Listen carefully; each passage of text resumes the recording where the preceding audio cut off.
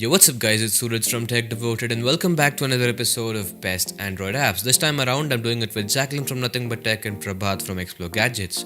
If you like their part, check them out, links in the description. And the word for today is No Problemo by Justin Mahler. If you like it, link is again in the description. Without wasting any more time, let's jump right into the video.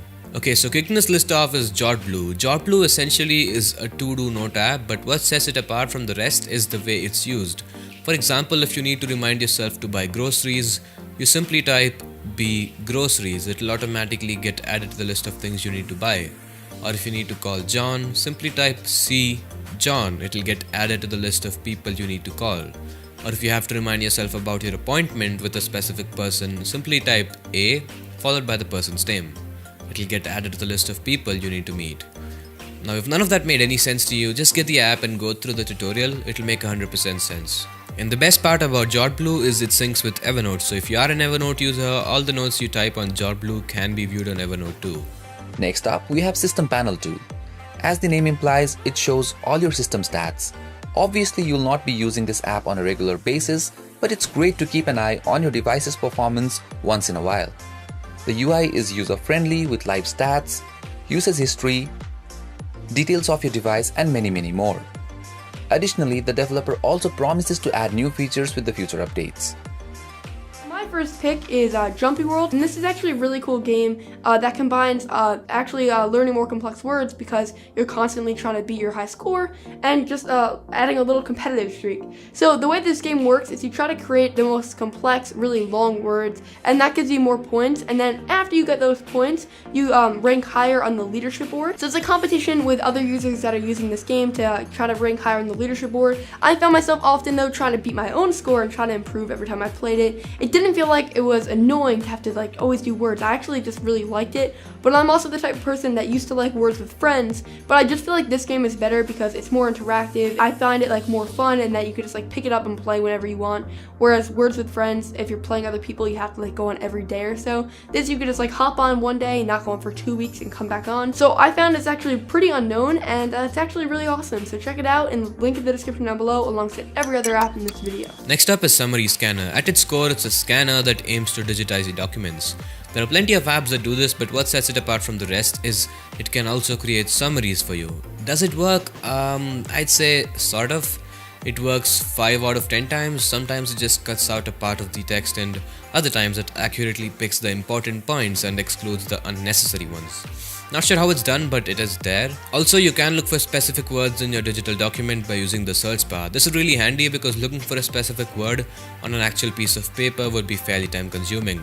Overall, I think it's a decent app that's aimed at students and is definitely worth a shot. Next up is Inkit.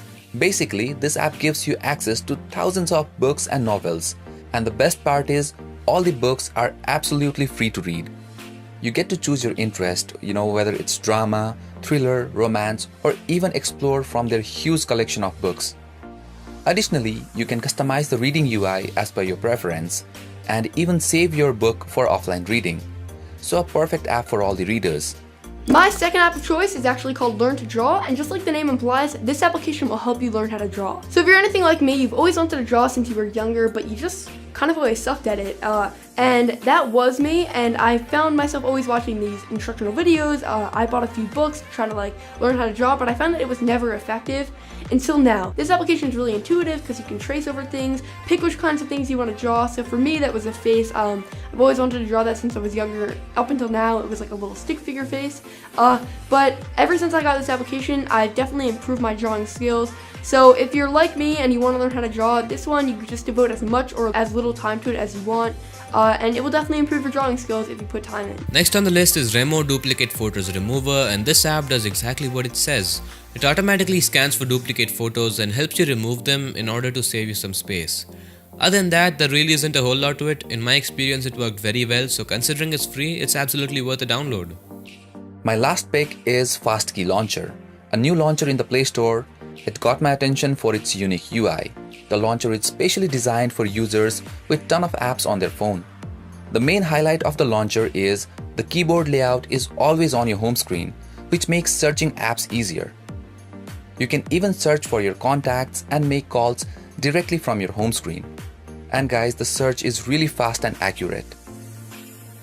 Rounding off my picks for apps, this next one is called Urban Walls, and it's probably now my favorite wallpaper application. It has over 350 wallpapers, and they're definitely very minimalistic, and they look really good with widgets, as the wallpapers aren't too overpowering, so the widgets still can stand out. And I find that the wallpaper collection is actually a really nice one, and I find that these wallpapers are often like nature-based, which I actually really like, as it just adds a little hint of color, like fire or water or something. I just really like it. I found it worked with my setup perfectly. So for the cost of nothing, this is definitely a must download if you're constantly looking for something to spice up your phone.